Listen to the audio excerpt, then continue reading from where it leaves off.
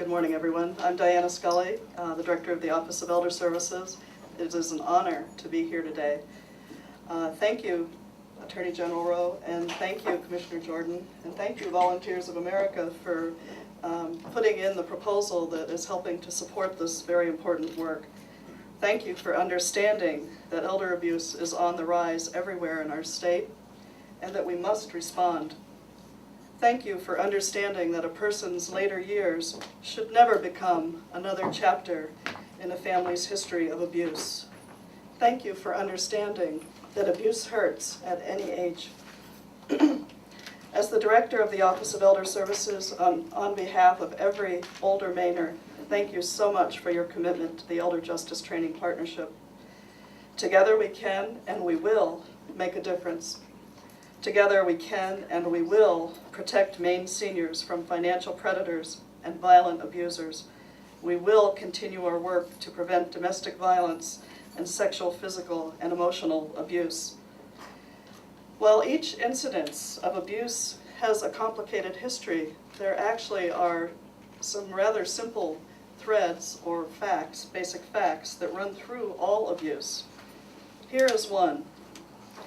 When abuse occurs, one person takes power over another person, a person who is vulnerable. Think, if you will, for a moment, about the vulnerability of an older person that you know and love. Here is a second simple thread. If abuse continues, it grows worse over time because the abuser feels safer and safer from discovery. Think, if you will, about how financial exploitation progresses, especially when one family member takes advantage of an older person. It begins with a few withdrawals from an ATM, a few checks written for cash. It grows to an average theft of almost $40,000 from older Maine people, and the thief is almost always another family member. Just think about that.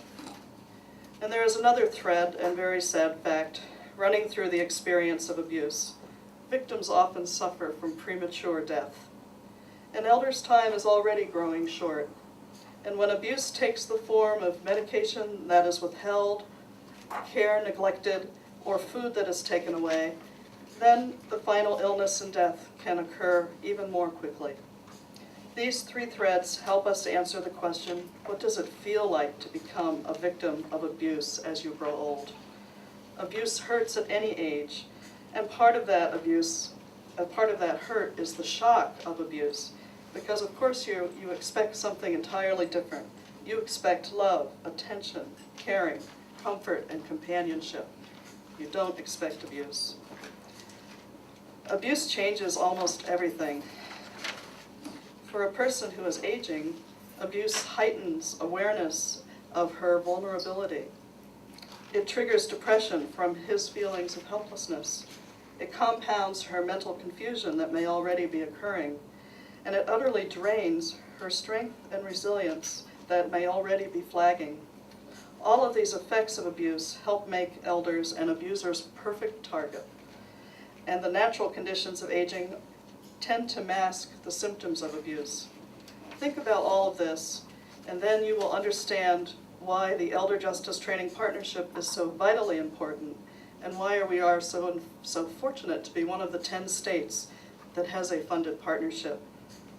I fully expect that the Elder Justice Training Partnership will change elder abuse from a hidden, underreported crime in Maine to a crime that is widely recognized, commonly reported, and readily prosecuted.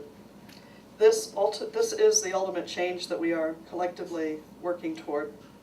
We're beginning with the effective training for professionals who work in adult protective services and law enforcement, as well as for prosecuting attorneys and judges. As we succeed, and we will make Maine a safer and better place to live as we all age, a place where we all can live in comfort, we all can live in dignity, and we can live at the heart of a caring community. Thank you very much for being here today, and I just I'm so appreciative of this wonderful work that all the partners are doing.